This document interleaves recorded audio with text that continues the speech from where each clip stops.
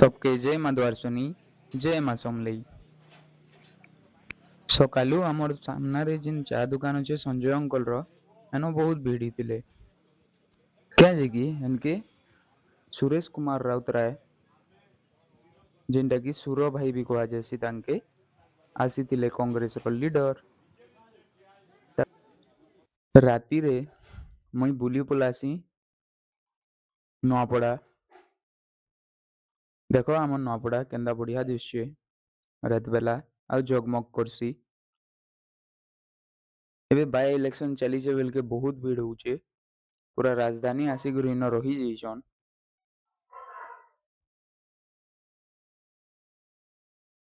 नुआपड़ार एटा दुकान माने सामना रे अछि आमर एकता चौक ट्रैफिक सिग्नल भी आम नुआपड़ा रे ही गलाना बेल के बहुत सुविधा होचे। साइड साइड रे गछ पतर भी लगाउछन फूल गछ माने भी जेन लगाउछन।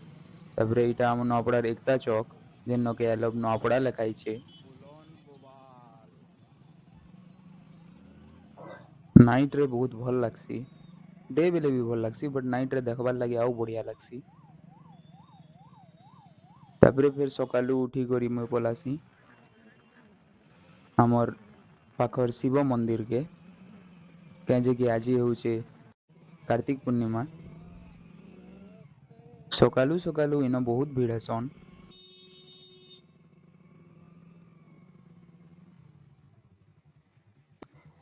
शिव मंदिर रो पाखे एटा बाहर गाड़ी मोटर रखाई छे दर्शन करी कर रिटर्न जोचन ना सबे घर के तो आमे भी पहुंची जासु। देखी पारदुआ आमर शिव मंदिर बाहर हनुमान भगवान रो मूर्ति अच्छे तो एटा शिव मंदिर है। देखो केंदा भीड़ अछन सकाले आउ भीड़ थिले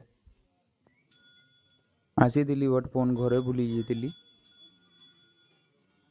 एतिर लगी फिर थोड़े ऐसी वीडियो बनावर लगी।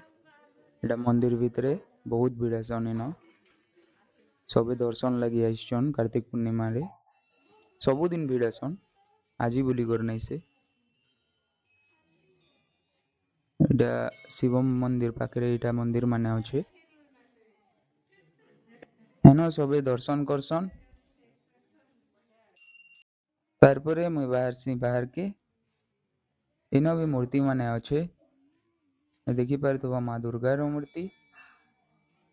तापरे फिर एटा परिक्रमा करसु। वीडियो जदि भल लागुचे लाइक शेयर और सब्सक्राइब करवाटा नहीं भूलबे।